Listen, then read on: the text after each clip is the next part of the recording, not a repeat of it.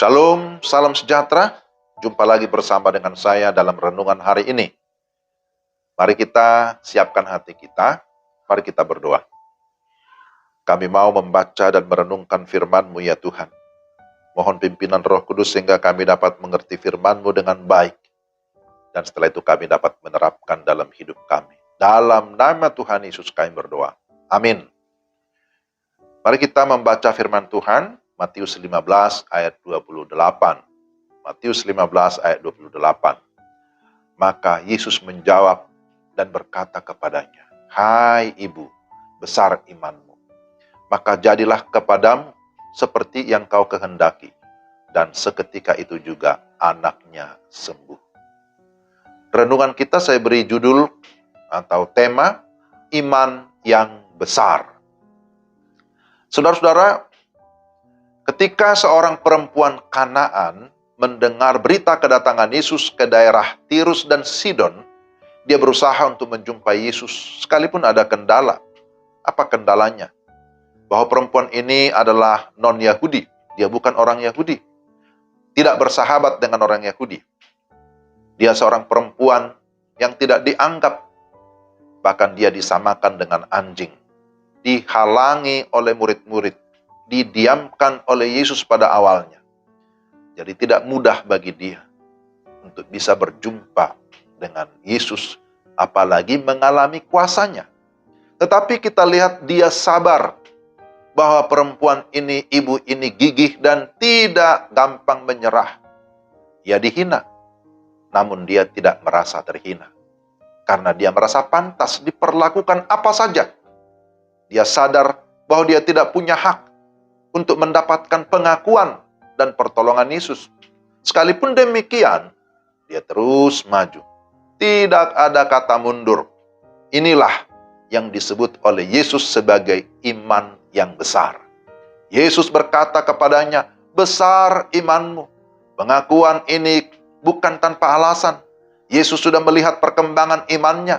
Pada tahap pertama, ia datang meminta belas kasihan. "Kasihanilah aku ya Tuhan, anak Daud, karena anakku perempuan kerasukan setan dan sangat menderita." Matius 15 ayat 22. Pada tahap ini, imannya dilandaskan pada pengakuan orang Yahudi secara umum bahwa Mesias adalah anak Daud. Lalu fokusnya adalah anaknya. Yang penting anakku sembuh. Itulah pikiran ibu ini. Pada tahap ini, Yesus diam dan muridnya yang bicara. Ada nada protes bahwa kehadiran perempuan ini tidak penting, hanya mengganggu kenyamanan mereka karena dia berteriak-teriak. Tapi kita lihat tahap berikutnya, tahap kedua, bahwa perempuan ini datang mendekat dan menyembah Yesus sambil berkata, "Tuhan, tolonglah aku." Pada tahap ini, dia tidak lagi mengatasnamakan orang Yahudi atau imannya orang Yahudi, tapi datang secara pribadi menjadi diri sendiri dengan pengakuan bahwa aku adalah orang berdosa, aku tidak mampu dan tolonglah aku. Ini adalah sebuah peningkatan iman yang mau mengaku keterbatasan. Tidak hanya sebatas untuk kesembuhan anaknya, tapi juga mengakui bahwa aku adalah orang berdosa. Dan kita lihat tahap ketiga, ia datang dengan mempertaruhkan semua hidupnya. Status dan harga diri tidak penting di hadapan Tuhan. Dia berkata, "Benar Tuhan, namun anjing itu makan remah-remah yang jatuh dari meja tuannya." Inilah iman yang sejati, percaya kepada Tuhan, mempercayakan hidupnya kepada Tuhan, sekalipun tidak dianggap. Dan kita lihat bagaimana respon atau jawaban Tuhan.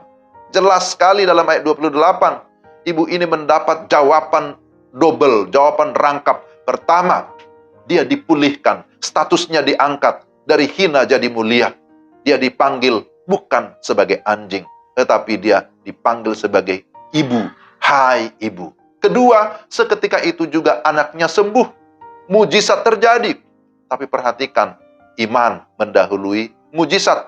Allah dapat bekerja melampaui apa yang kita doakan dan imani. Oleh karena dia adalah Tuhan yang berkuasa atas segala sesuatu.